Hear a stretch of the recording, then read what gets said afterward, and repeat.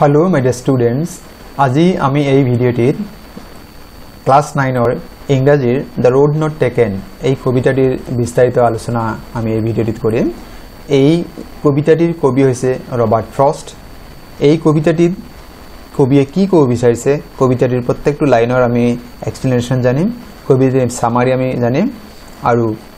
এই কবিতাটিৰ আমাক দিয়াৰ উদ্দেশ্য কি, এই কবিতাৰ পৰা আমি শিকিবলৈ কি কথা আছে আমি আটাইখিনি এই ভিডিওৰ জৰিয়তে জানিব পাৰিম। তোমালোকে ভিডিওটি স্কিপ নকৰাকৈ প্ৰথমৰ পৰা শেষলৈ চাবা বুলি আশা থাকিল। মৰমৰ ছাত্ৰ-ছাত্ৰীসকল, তোমালোক সকলোকে তোমালোকৰ অতি প্ৰিয় ইউটিউব চেনেল নুৰুল আলম নাজুলৈ আন্তৰিক স্বাগতম জনাইছো।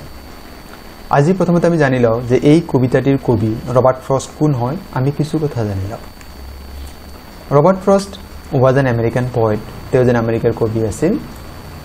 His work was initially published in England before it was published in the United States. তেওঁ লিখনিসমূহ প্ৰথম অৱস্থাত কি হৈছিল ইংলেণ্ডত প্ৰকাশ পাইছিল, পৰৱৰ্তী সময়ত এবিলাক আমেৰিকা যুক্তৰাষ্ট্ৰত প্ৰকাশ পাইছিল। He is known for his realistic description of rural life. তেওঁৰ যিবিলাক লিখনি হয় তাত গ্ৰাম্য জীৱনৰ এক বাস্তৱ চিত্ৰ অংকিত হয় তেওঁৰ লিখনিৰ জৰিয়তে। তেখেতৰ জন্ম হৈছিল 26th of March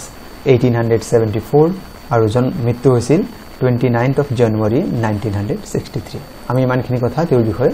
জানিলো। তেখেত এজন আমেৰিকাৰ কবি আছিল। তেখেতৰ বাস্তৱধৰ্মী গ্ৰাম্য জীৱনৰ এক বাস্তৱধৰ্মী চৰিত্ৰৰ বিষয়ে তেওঁ বৰ সুন্দৰকৈ প্ৰকাশ কৰে।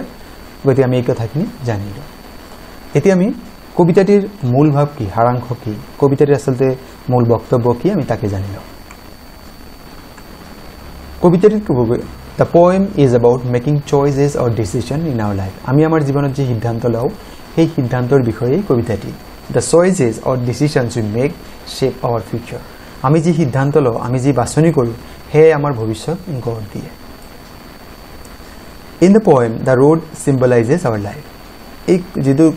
কবিতাটিত আমাক যে road বুলি কৈছে ৰাস্তা, ই আচলতে আমাৰ জীৱনক বুজাইছে, our life.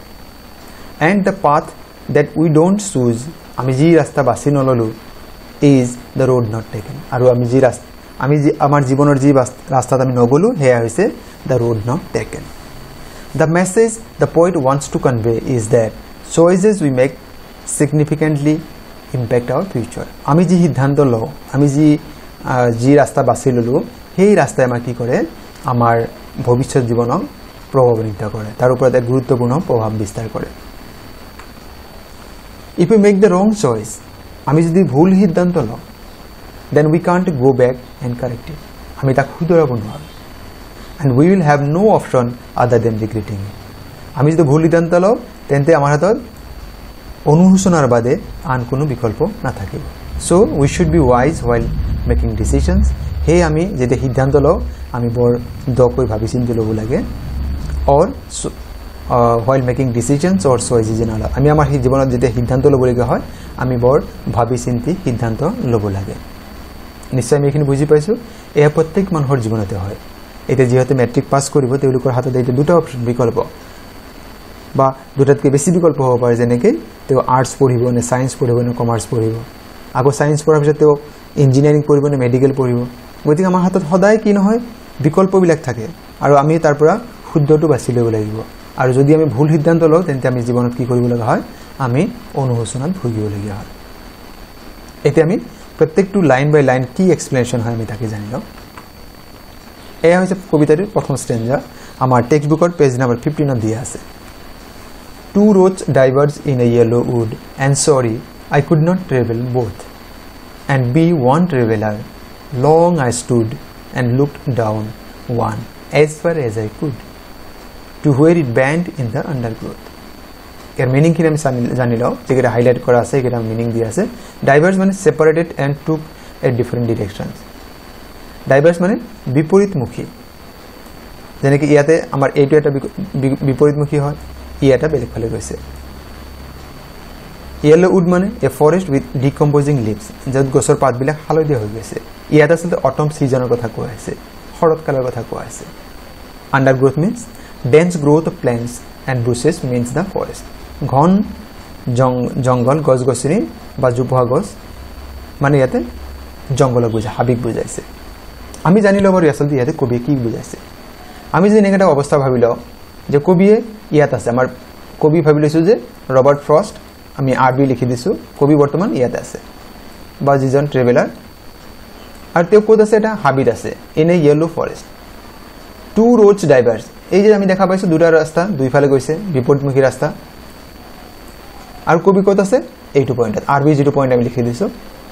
য়েলো উড যেমন উজত গছৰ পাতবোৰ হালধীয়া হৈ গৈছে মানে কবিতে কি বুজাইছে শৰৎকাল বুজাইছে এণ্ড চৰি আই কুড নট ট্ৰেভেল বোথ কবিয়ে কৈছে যে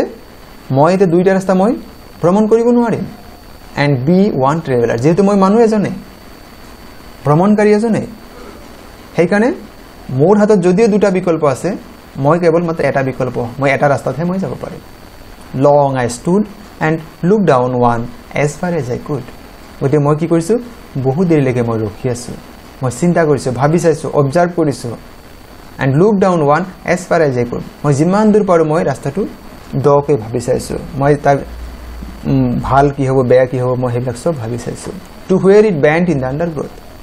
বেণ্ড মানে য'ত ভাজ লাগি গৈছে গতিকে কি হৈছে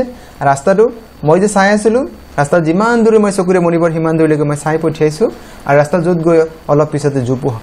ঘন জোপোহাৰ মাজত গৈ ৰাস্তাটো কি হৈছে ভাজ লাগিছে মানে এনেকৈ ৰাস্তাটো কি হৈছে টাৰ্ণ লৈছে লেফ্ট বা ৰাইট কোনোবা ফালে টাৰ্ণ লৈছে গতিকে তাৰ পৰা আৰু কবিয়ে চাব পৰা নাই কবি ক'ত আছে কবি এনেকুৱা অৱস্থাত এইটো আমি কি বুলি কওঁ ফৰ্ক গতিকে কবি আছে ইয়াতে আৰু তেওঁৰ হাতত দুটা বিকল্প আছে আৰু দুটা বিকল্পৰ মাজত তেওঁ এটাই চুজ কৰিব লাগিব কিয়নো একেজন মানুহৰ পক্ষে একে সময়তে দুইটা ৰাস্তাত ভ্ৰমণ কৰাটো সম্ভৱ নহয় এতিয়া চাই লওঁ যাতে কবি আচলতে আমাৰ ৰিয়েল লাইফত কি ক'ব বিচাৰিছে কবি ক'ব বিচাৰিছে in the first stanza the poet wants to convey that in everyone's life there comes a time when we have to make decisions এই আমাৰ জীৱনত প্ৰত্যেক মানুহৰ জীৱনতে এনেকা সময় আহিব যি সময়ত আমি কিবা এটা বাছনি কৰিব লাগিব কিবা এটা সিদ্ধান্ত ল'ব লাগিব যেনেকৈ এইমাত্ৰ মই ক'লো যেহেতু মেট্ৰিক পৰীক্ষা যে তেওঁলোকৰ হাতত বিকল্প আহিব তে আৰ্টছ পঢ়িব নে কমাৰ্চ পঢ়িব নে সায়েন্স পঢ়িব সায়েন্স পঢ়িলে আকৌ আহিব বিকল্প দেও ইঞ্জিনিয়াৰিং পঢ়িব মেডিকেল পঢ়িব গতিকে বিভিন্ন বিকল্প বা যেনেকৈ তোমাৰ ক্লাছ 9 ত তোমালোকে পঢ়ি আছা তোমালোকৰ হাতত দুটা বিকল্প তোমালোকে বেলেগে যেনেকৈ হাল্লা কৰিছে হাল্লা কৰিবা নে তোমালোকে পঢ়ি সময় পাৰ কৰিবা মোবাইলত গেম খেলিবা নে ৰাতিপুৱা উঠি পঢ়িবা গতিকে তোমাৰ হাতত দুটা বিকল্প গতিকে তুমি কোনটো সিদ্ধান্ত ল'বা হেয়া তোমাৰ হাতত we have alternatives আমাৰ হাতত কি আছে বিকল্প আছে but we have to choose only one আমি সেই সময়ত কি কৰিব পাৰো এটাহে বিকল্প আমি ল'ব পাৰো এটা ৰাস্তাহে বাছি ল'ব পাৰো at that time we see the advantages and disadvantages pros and cons of the situation and to take time to decide which path to take আমি যেতিয়া দুটা বিকল্পৰ মাজত এটা বাছি ল'ব লগা হয় তেতিয়া আমি ভাবি থাকো যে ইয়াত কি সুবিধা আছে কি অসুবিধা আছে আমি এইখিনি সেই পৰিস্থিতি ভাবি লওঁ আৰু ইয়াৰ বাবে আমি কিছু ৰাস্তাটো বাছনি কৰোঁতে বা বিকল্পটো বাছনিতে আমি অলপ সময় লওঁ Similarly, the poet is also taking time before making decisions. ঠিক একেদৰে কবিয়ে সেই হাবিৰ মাজত ৰখি বা সেই জীৱনৰ সেই কেকুৰিটোত ৰখি তেওঁ ভাবি আছে যাতে তেওঁ কি সিদ্ধান্ত ল'ব কবিও কি হৈছে সময় লৈছে ইয়াতে লিখা আছে নহয় the poet is also taking time before making any decision তেওঁ সিদ্ধান্ত লোৱাৰ পূৰ্বে তেওঁ এইখিনি ভাবি আছে তেওঁ কোনটো ৰাস্তা বাছনি কৰিব পৰা যায় এই আছিল আমাৰ ফাৰ্ষ্ট ইঞ্জাৰ মিনিং দ্বিতীয় ষ্টেঞ্জাত আমাক কি দি আছে then took the other just as fair and having perhaps the better claim because it was grassy and wanted wear though as for that passing there had owned them really about the same yet meaning this fair mane as good as the other one onyo rasta nisnai bhal claim mane better option grassy yate bujaise unused aru wanted wear mane had not been used jitu ব্যবহৃত হোৱা নাই আকৌ কৈছো যে কবিয়ে যেটো অৱস্থাত আছে কবি এই ইয়াত পজিশন আছে মই আৰবি বুলি দিছো ৰবাৰ্ট ফ্ৰষ্ট বইলি তেওতে কি কৈছে তেও কি কইলে এটা ৰাস্তা বাছি নললে এটা ৰাস্তা তেও অন্য এটা ৰাস্তা বাছি ললে দেন টুক দা আদাৰ তেও ভাবিলেছো এইটো ৰাস্তা বাছি ললে জাস্ট এজ ফেয়াৰ কি আছে এজ গুড এজ দা আদাৰ ওয়ান মানে এইটো নিচিনাই এন্ড হ্যাভিং পাৰহ্যাপস খুব সম্ভৱত কেছে বেটাৰ অপচন এইটোতকৈ এইটো কি হ'ব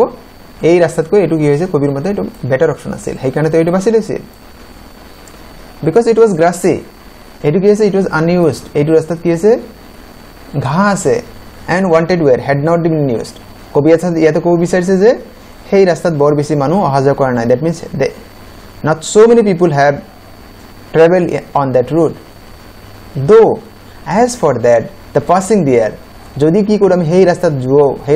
যাও সেই ৰাস্তাত খোজ কাঢ়ো সেই ৰাস্তাত যোৱাৰ পিছত কবি অনুভৱ কৰিছে যে passing there had owned them really about the same. কিছু দূৰ যোৱাৰ পিছত তেতিয়া কবি অনুভৱ কৰিছে নাই আসলে দুইটা ৰাস্তা একেই ধৰণৰ আছিল কিছু দূৰ যোৱাৰ পিছত যেতিয়া সেই ৰাস্তা ব্যৱহাৰ কৰা হ'ল তাই দেখা পালে দুইটা ৰাস্তা সমানেই ভাল আছিল এটা সব কবি আমাক কি কব বিচাৰিছে কবিতাৰ জৰিয়তে In the second stanza দ্বিতীয় stanza আমি কি গম পালো the poet conveys that in our life whatever decisions we take or choices we make আমি নিজে যি সিদ্ধান্ত আমি বাছনি কৰো বা বাছি লও each choice has some advantages and some disadvantages প্ৰত্যেকটো সিদ্ধান্ততে আমি কিছু সুবিধা দেখা পাও কিছু অসুবিধা দেখা পাও কিছু তাৰ ভাল গুণ থাকে কিছু বেয়া গুণ থাকিব problems are everywhere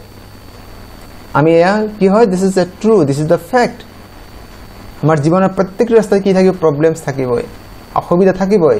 so we must be ready to face them we must be ready to accept them problems তো আমাৰ থাকিবই আমি সেই problem সমূহ মোকাবিলা কৰাৰ কাৰণে সেই problems সমূহক সন্মুখীন হোৱাৰ কাৰণে আমাৰ হাতত কি থাকিব লাগিব আমি মানসিকভাৱে প্ৰস্তুত থাকিব লাগিব stanza number 3 ইয়াত দি আছে and both that morning equally lay in leaves no stave had trodden black oh I caved the first one for another day yet knowing how way leads on to way I doubted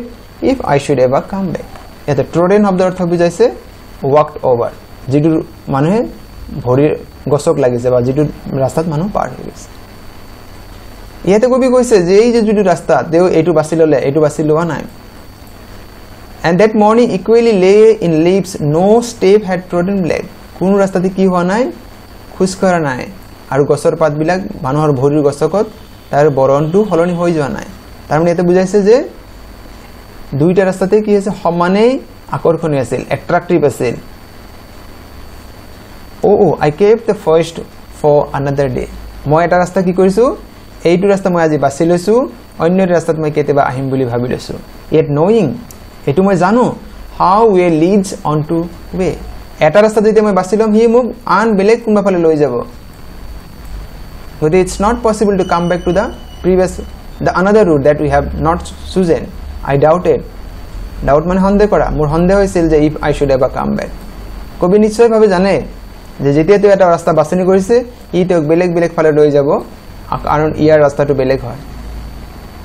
but it is possible no it's not possible to come back to the other option yet কবিয়ে কব বিচাৰিছে similarly in our life when we make one decision যদি আমি কিবা জীৱনত কিবা এটা সিদ্ধান্ত লও we cannot go back আমি আৰু পুনৰাই উভতি আহিব নোৱাৰো we have to move ahead with the same choices and face the consequences which come our way আমি যেতিয়া কিবা এটা বাছি লৈছো কিবা এটা সিদ্ধান্ত বাছি লৈছো তা আমি তাৰপৰা আমি বেলেগ ৰাস্তা যেটো আমি ৰাস্তা বাছি নললো সেই ৰাস্তাটো উভতি আৰ অপচন নাথাকে আৰু আমি যি ৰাস্তা বাছি লৈছো তাৰে আমি পৰিণাম ভোগ কৰিবৰ কাৰণে আমি হাজু থাকিব লাগে তাৰ যি ফলাফল আছে তাৰ যি পৰিণতি আছে আমি ভোগ কৰিবৰ কাৰণে হাজু থাকিব লাগে কাৰণ প্ৰত্যেক ৰাস্তাতে আমি কিবা নহয় কিবা সুবিধা কিবা নহয় কিবা অসুবিধা আমি পাম আৰু ইতিমধ্যে আমি দ্বিতীয় ষ্টেঞ্জাত গম পাইছো যে life is full of problems আমাক থাকিবই and we must be ready to accept them আমি তাক সন্মুখীন হোৱাৰ তাক প্ৰত্যাহ্বান জনোৱাৰ আমাৰ সাহস থাকিব লাগিব পৰৱৰ্তী খণ্ড stanza number 4 এটো লাষ্ট stanza হয় I shall be telling this with a sigh somewhere as and as his hands two roads diverge in a wood and I took the one less traveled by and that has made all the differences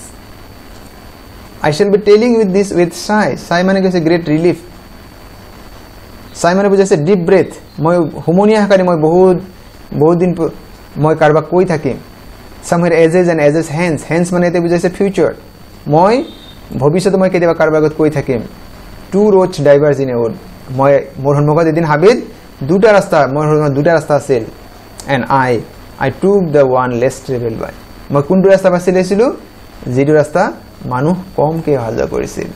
and that has made all the differences আৰু যাৰ বাবে আজি মোৰ জীৱনত যি হৈছে আজি মই জীৱনত যি পাইছো যে আনৰ দেখা দেখি কৈ মই কোন ৰাস্তা মই বাছি লোৱা নাছিল মই কি আছিল মোৰ এক দুখ সাহসিক মই এটা কি হৈছে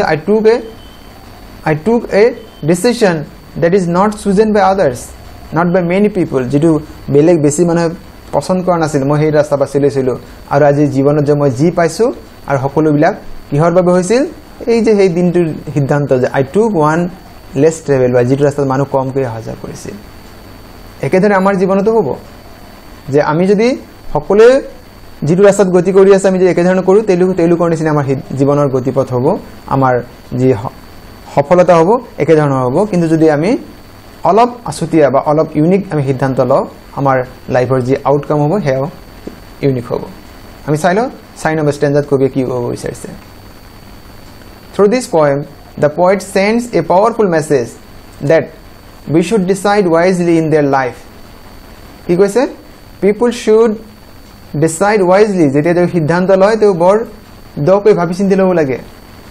because the decisions they take will have an impact on the rest of their life আমি আজি যি সিদ্ধান্ত লওঁ ভৱিষ্যতে হেই আমাৰ